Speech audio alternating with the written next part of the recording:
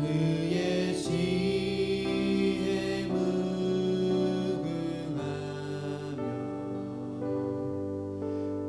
인자는 영원하도다.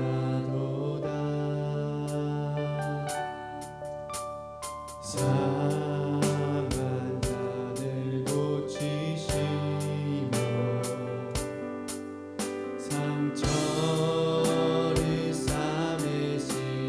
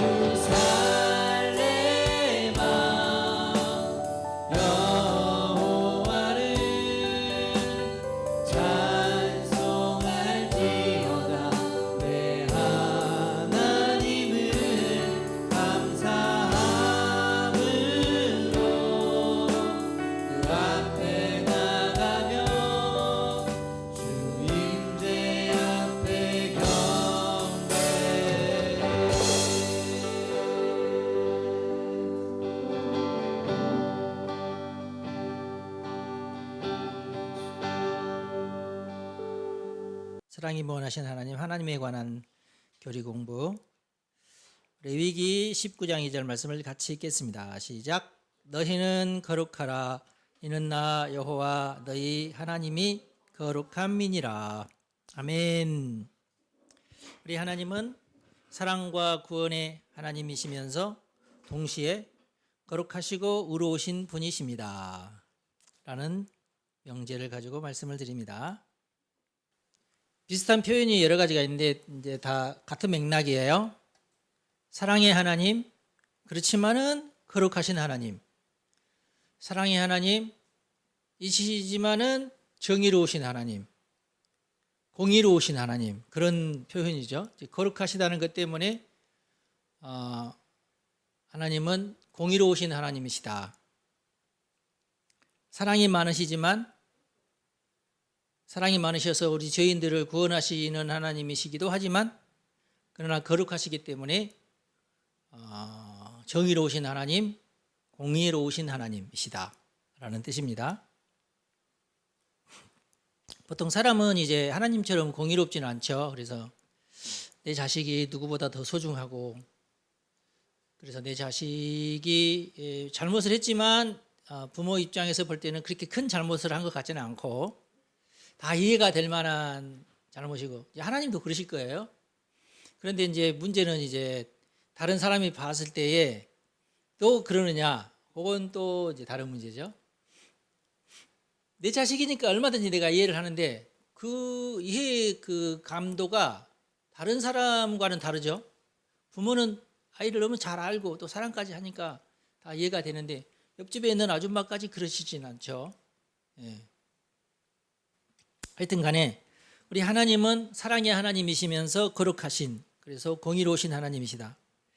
하나님은 사랑으로 창조하셨고 사랑 가운데 다스리시고 계시고, 그리고 사랑 때문에 인간과 세상을 포기하지 않으시고 심지어 독생자마저도 아끼지 아니하시는 분이 바로 하나님이시다. 하나님은 어떤 분이냐?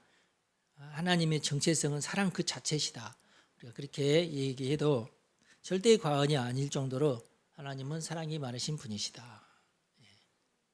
그런데도 불구하고 하나님이 우리를 사랑하셔서 하나님의 외아들 독생자 예수 그리스도를 이 땅에 보내셔서 우리를 구원하려고 하셨다. 이것에 우리가 초점을 맞추는 게 좋을 것 같아요.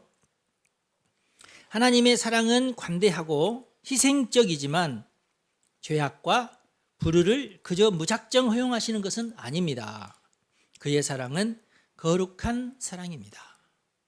이렇게 사랑과 거룩이 서로 이율배반적으로, 사랑하니까 거룩하지 않고 거룩하니까 사랑하지 않고 그러지 않고, 우리 하나님의 사랑은 사랑에서도 완벽하시고 거룩함에서도 완벽하시다. 그런데 이제 이걸 우리도 닮아야 제대로 된 하나님을 닮는 인간이 되는 거예요, 결국은. 그래서 우리가 이제 이것을 우리가 이제 자녀들에게 그대로 적용을 하면 좋을 것 같아요.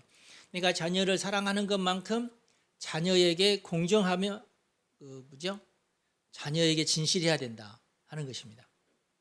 여기에 보통 사람들은 힘든데 기독교인들은 이 하나님의 어떤 성품을 닮아야 되니까 우리가 그렇게 해야 된다. 그리고 옛날 그 유교적인 어떤 그 전통으로도 이게 맞아요. 유교 전통은 그랬어요. 예를 들어서 유교적으로 철저하신 분들은 아이가 밖에서 매 맞고 들어오면 집에서 한 대 더 맞습니다.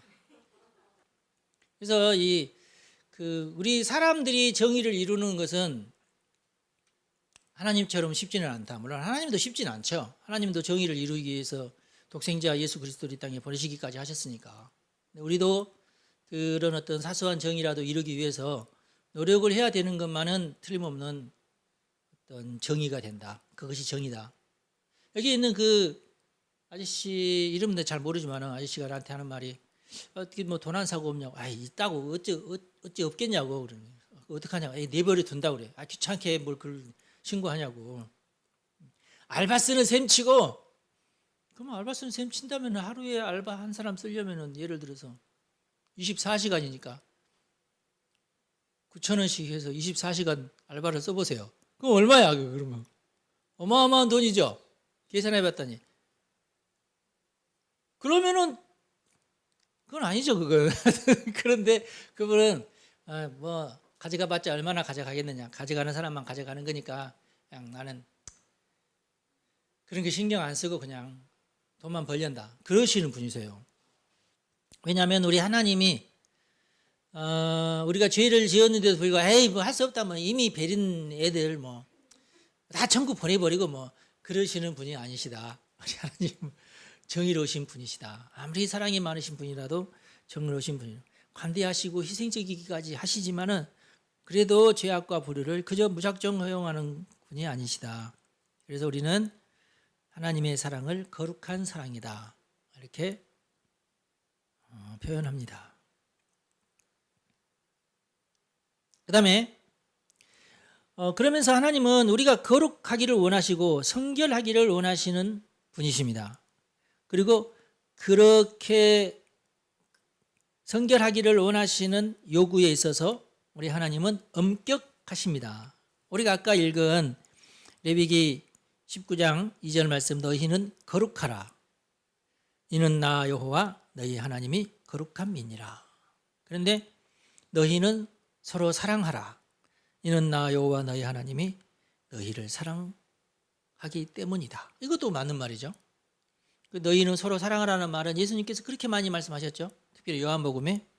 그래서 우리가 하나님께서 우리에게 성결을 요구하시는 것을 우리가 절대로 잊지 말아야 된다. 이것은 참 귀한 것이다. 그리고 엄격하시다. 그리고 이러한 뜻을 거스리는 죄에 대하여 하나님은 진노하신다. 그리고 하나님의 진노는 하나님의 거룩하심의 표시다. 이렇게 생각하시면 됩니다. 우리도 이제 흔히 살다 보면은 뭐 하나님 나 이런 죄를 지었는데도 벌 안 주시네. 괜찮은가 봐. 이 정도는 하면서 이렇게 사시는 것은 조금 위험합니다. 그것이 이제 어떻게 보면은 더 큰 벌일 수도 있어요. 왜냐하면 하나님께서 우리를 포기하시고 방관하신다는 뜻이거든요. 예를 들어서 이제 자녀를 키우다가도 아우 첫째 놈은 내가 잘 키우고 둘째 저놈은 딱 보니까 저놈은 내가 아무리 잔소리해도 말 안 듣는 에이 쟤는 버린 놈 치고 그렇게 되면은 오히려 더 큰 어떤 벌이 되겠죠. 우리 하나님은 그러시는 분은 아니시다. 하나님이 그렇게까지 할 정도의 사람이라면은 진노의 자식에 속하게 되는 거고, 그래도 하나님께서 긍휼히 여기시는 자녀들은 하나님께서 더 예의주시하시면서 방관하지 않으시고 잘 챙기시는 그런 자녀들이다. 여러분들은 어떻습니까? 하나님은 나의 사소한 죄에 대해서 즉각 반응하지 않으셨으면 좋겠다 하시는 분이 있으실 거고, 하나님은 내가 어떤 죄를 지었더라도 한 장 한 장 영수증에다 모아놓고 1년에 한 번씩 결산하시면 좋겠다 하시는 분이 있을 거예요. 한 대 맞더라도 짜잘하게 몇 대 맞느니 한꺼번에 한 대 팍 맞고, 하나님께서는 비슷한 얘기인데 하나님께서는 한편으로는 우리의 죄와 불의에 대하여 진노하시고 그의 거룩하심과 의를 세우려고 하셨고, 또 다른 한편으로는 비록 범죄한 우리일지라도 사랑하시기에 그 진노에서 우리를 구원하시기를 원하셨습니다. 이렇게 진노 중이라도 하나님은 우리를 구원하시기를 원하시는 분이시다. 그래서 하나님한테 어떤 벌을 받는다는 느낌을 받으셨으면 바로 여러분들이 무릎을 꿇고 싹싹싹 빌면서 하나님 제발 용서해 달라고, 내가 이 벌은 내가 잘 받겠으니까 불쌍히 여겨 달라고, 나를 버리지는 말아 달라고 그렇게 기도를 하셔야 돼요. 아셨죠? 여러분들 예를 들어서 이제 딱 어떤 재앙을 딱 당했어요. 아, 나는 틀림없이 이 재앙 때문에 내가 죽는구나. 그럴 때는 어떻게 해야 되겠어요? 그 단 1초, 2초밖에 없는 그 시간이지만 영적으로는 어떻게 기도를 해야 되겠어요? 하나님, 나는 이 시간 죽지만, 내가 나의 죄 때문에 죽지만 어차피 어떤 재앙을 당해 죽어도 뭐 하나님은 크게 잘못이 없는 것은 어차피 우리가 다 죄인 아니에요. 그래서 억울하긴 하겠지만은 어차피 그렇지 않아도 우리는 다 죄인이니까 그냥 그게 하나님에게 이 이의를 이건 부당하다고 행정소송을 할 수가 없어요. 어차피 우리가 죄인이니까. 그래서 우리가 그때 발휘해야 될 지혜는 뭐냐면 회개하고 하나님 나의 모든 죄를 용서해 주십시오. 나의 영혼을 하나님의 손에 맡깁니다. 하나님 저를 불쌍히 여기셔서 내가 예수 그리스도를 믿었던 것을 기억해 주시고 나를 지옥에 가지 않고 영생에 갈 수 있도록 저의 영혼을 맡아 주십시오. 나의 영혼을 천국으로 인도해 주십시오. 하고 기도하는 게 좋겠죠. 그 몇 초 사이지만. 그죠? 그 몇 초 사이에 또 나 이럴 줄 몰랐어. 내가 그동안 열심히 하나님을 믿었는데 세상이나 해도 너무하시네. 여러분 그렇게 하실 거예요? 어차피 죽을 거. 영생을 얻어야죠. 그래서 여러분 그렇게 하시기를 바랍니다.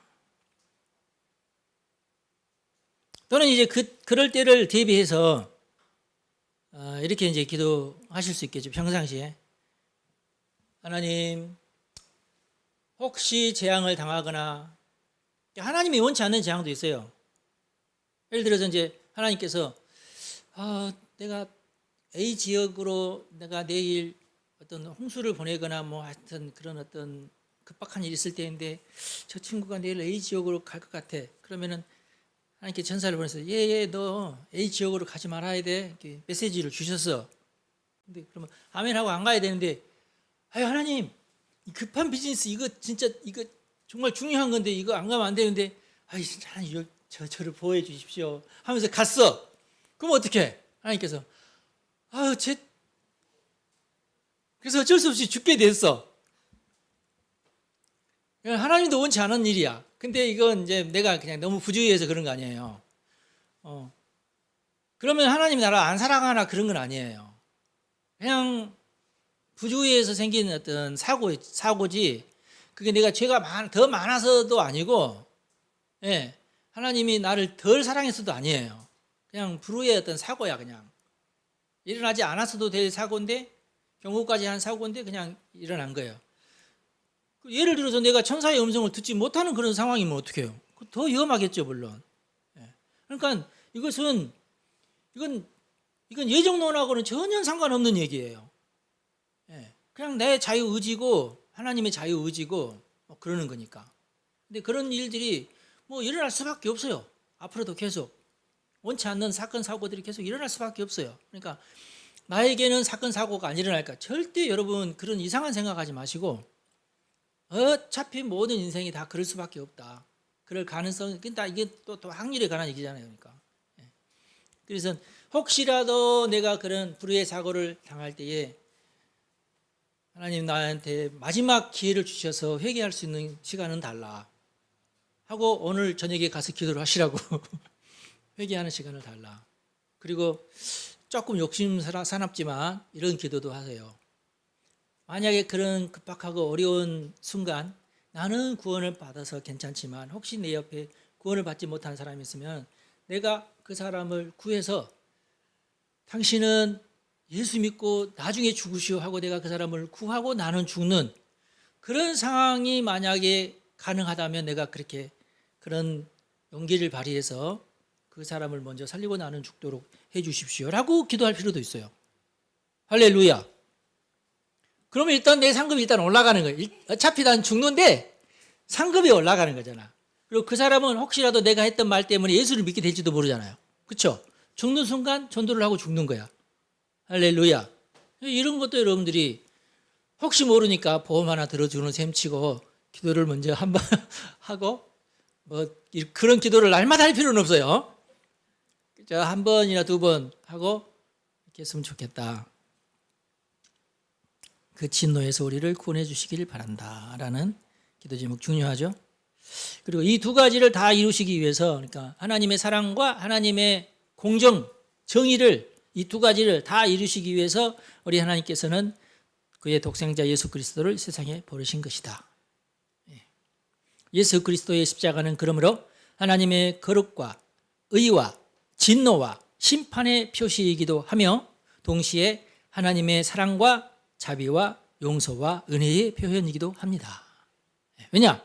예수님께서 하나님의 거룩과 하나님의 의를 이루기 위해서 하나님의 진노와 하나님의 심판을 대신 받으신 거예요. 십자가에서. 그렇죠? 십자가라는 게 그거예요. 그러니까 십자가는 하나님의 거룩과 의 때문에 그것을 이루기 위해서, 그리고 동시에 하나님의 사랑을 우리에게 표현하기 위해서 십자가를 지셨다. 로마서 4장 24절 다 같이 읽겠습니다. 예수는 우리의 범죄 때문에 죽임을 당하시고 또한 우리를 의롭게 하시려고 살아나셨습니다. 표준 세번역이 훨씬 더 깔끔하게 번역을 해놓은 것 같아서 제가 표준 세번역을 가지고 왔습니다. 한 번 더 읽을까요? 시작.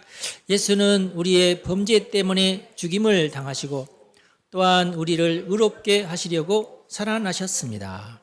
아멘. 네 번째 주제, 하나님은 인격적인 하나님이십니다. 하나님은 신격이시죠. 그러나 인격적일 수도 있어요. 하나님은 인격은 아니십니다. 인격적이라는 말, 적이라는 것이 굉장히 중요한 의미를 내포하고 있죠. 그러니까 우리 하나님은 신격이시지만 사람을 이해를 하시고 사람의 성정을 이해하시는 분이 하나님이시다. 그러면서 우리에게 맞춰주시기 위해서 본인의 몸 눈높이를 낮추신 분이시기도 하시다. 그런 뜻입니다. 고마우신 분이시죠. 사랑이 많으시니까. 그래서 사랑이 많은 어른들은 아이를 대할 때에 아이는 이만한데 이렇게 대하지 않죠. 그렇죠? 사랑이 많은 어른은 어떻게 해요? 아이와 눈높이를 맞추기 위해서 자기의 몸을 낮춰서 아이와 아이 컨택을 한다. 그 차일드와 아이 컨택을 한다. 알겠죠? 예. 그 아이의 눈높이에서 마주하면서 그런 뜻이에요. 이게 하나님이 본인을 낮추셔서 우리와 인격적인 대화를 하신다. 왜? 우리가 인간이기 때문에.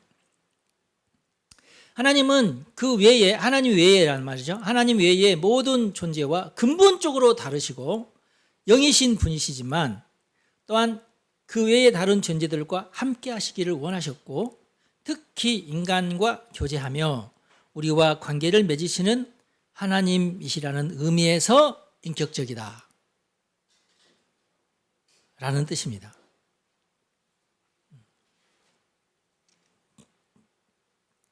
그래서 우리가 하나님이 신격으로 우리는 절대 하나님을 다 이해할 수도 없고, 그렇지만은 하나님의 크신 부분 가운데 어떤 부분은 인격적이신 그런 면이 있어서 그 인격적이신 그 하나님과 우리하고는 대화가 가능하다는 거예요.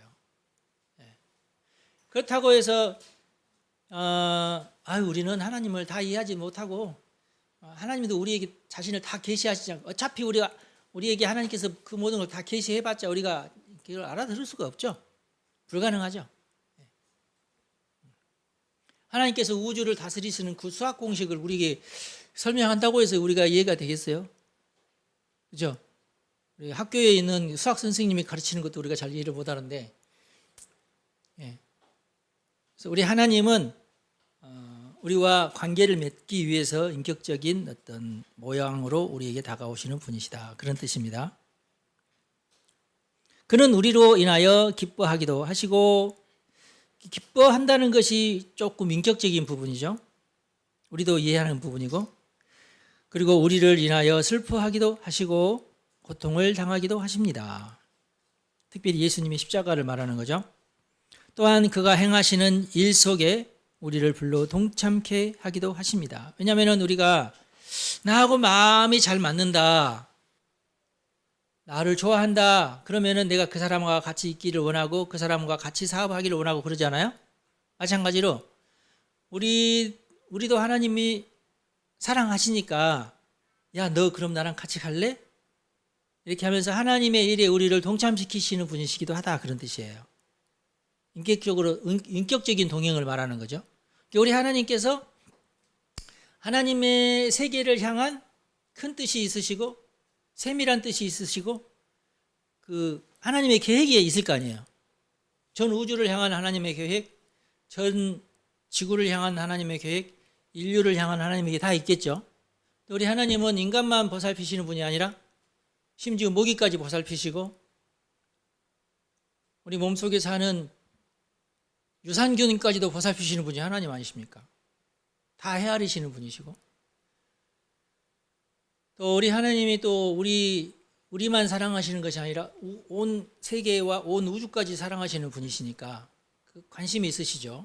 근데 그 모든 일에 하나님께서 우리를 동참시키신다. 이게 귀한 거죠. 파트너십이시니까 그만큼 우리를 소중하게 여기신다. 모르겠어요. 하나님께서 고래에게 고래들아 너희들이 나하고 좀 할 일이 있다. 뭐 그러시는지는 잘 모르겠는데 그러나 하여튼 우리 하나님은 그러면 이제 우리 하나님의 인격적이라고 표현하지 않고 이제 고래적이라고 표현해야 되겠죠. 이제 하여튼 어차피 뭐 고래들도 하나님의 종이긴 할 거 아니겠어요. 어느 순간은 파리들아 애굽 궁정을 점령하라. 알겠습니다 하면서 갑자기 메뚜기들한테 명하여 너네들이 애굽 궁정을 하면 바로에게 가서 다 붙어 있어라. 그러면 메뚜기들도 아멘 하면서 막 그렇게 하겠죠. 그렇듯이 하나님은 하나님의 뜻을 위해서 하나님의 일을 위해서 우리를 거기에 동참시키시는 분이시기도 하다. 그럼 우리는 이제 기쁜 마음으로 동참을 해야 되겠죠. 이제 성경에는 뭐라고 말하냐면은 나더러 주여 주여 하는 자마다 천국까지 못한다는 말도 있고 주여 내가 주의 이름으로 귀신도 쫓아내고 병도 고치게 하고 막 그렇지만 난 너네들을 모른다 그런 말씀도 있잖아요. 그러니까 그냥 도구로 쓰임 받고 그냥 그 구원의 반열에는 이르지 못하는 사람들도 있어요. 그러니까 이건 우리가 조심해야 될 부분들이에요. 그러나 하나님은 항상 우리를 하나님의 일에 사용하시고는 우리를 버리시는 하나님이 그건 아니고 그런 자들도 몇몇 있을지 몰라도 하나님 그렇게 하시기를 원치 않으시고 하나님은 정말 우리를 하나님의 일에 하나님의 비즈니스에 우리를 참여하게 하신다면은 우리를 영생으로 인도하시기를 원하시는 친하니까 더 1순위로 인도하시기를 원하시는 분이라는 것을 우리가 짐작할 수가 있겠죠. 여러분들도 하나님의 일에 동참하시기를 간절히 바랍니다. 왜 동참하시기를 우리가 기대해야 되냐면 기쁘잖아요. 하나님의 기쁨에 참여하는 거니까. 또 사랑하는 사이니까 그러는 거 아니겠어요. 뭐 사랑하는 사이도 아닌데 와서 일하라고 뭐 얼마 줄 테니까 그건 아니잖아요. 우리 하나님께서 하시는 일들은. 그러니까 우리가 이런 점을 잘 이해를 하시고 하나님의 일에 동참하시기를 바랍니다. 우리 하나님은 그렇게 일 시켜먹고 복은 안 주시고 그러시는 분도 아니잖아요. 복은 그냥 거저 주시는 것이 또 복이니까 하나님의 일을 감사히 여기시면 좋을 것 같아요. 또 이제 교회가 어차피 그런 어떤 하나님의 사랑에 동참하고 하나님의 사역에 동참하면서 자신이 기뻐하고 보람을 느끼고 어떤 구원의 확신 같은 것들 그리고 복에 대한 기대감 또 실제적으로 복을 받으면서 체험하고 그런 것을 교회 생활을 통해서 경험할 수 있지 않을까 싶어요. 그래서 그런 것들을 우리가 감안하면서 신앙생활을 하면 좋을 것 같습니다. 자, 오늘은 여기까지 하겠습니다. 오늘 시간 맞췄네 내가. 여러분 축복합니다. 기도하겠습니다. 하나님 감사합니다. 오늘은 우리가 하나님에 대해서 사랑이 무한하신 하나님에 대해서 공부하였습니다. 우리 성도들을 축복합니다. 귀하신 하나님, 우리도 하나님을 닮기를 원합니다. 하나님의 성품을 우리가 잘 이해하고 그 성품을 담는 우리 성도들 다 되게 하옵소서. 우리 주 예수님의 이름으로 기도합니다. 아멘. 여러분 축복합니다.